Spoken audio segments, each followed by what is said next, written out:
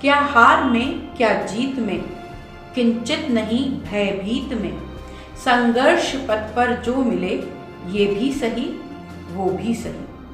बस कुछ घंटे और फिर उपचुनाव के उम्मीदवारों की किस्मत ईवीएम में कैद हो जाएगी। इस मिनी सियासी समर में बीजेपी और कांग्रेस दोनों ही पार्टियों ने ताकत झोंकने में कोई कसर नहीं छोड़ी है।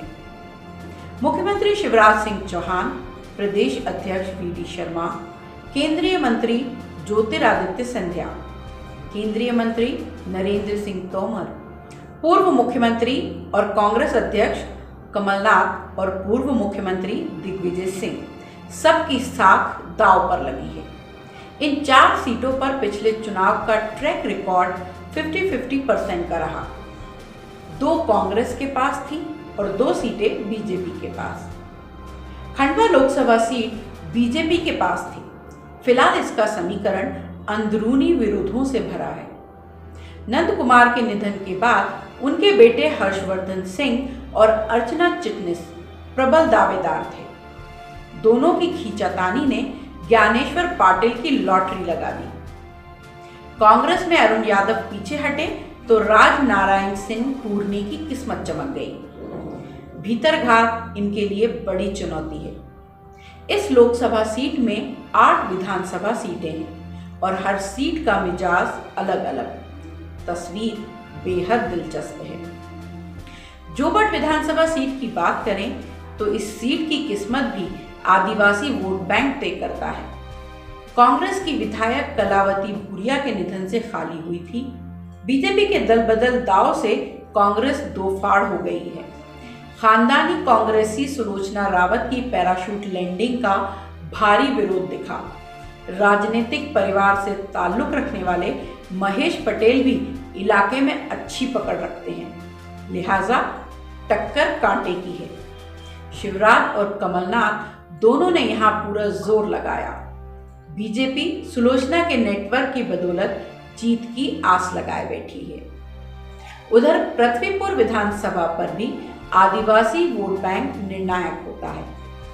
कांग्रेस विधायक ब्रजेंद्र सिंह राठौर के निधन से खाली हुई इस सीट पर कांग्रेसियों ने सिंपैथी कार्ड खेला है।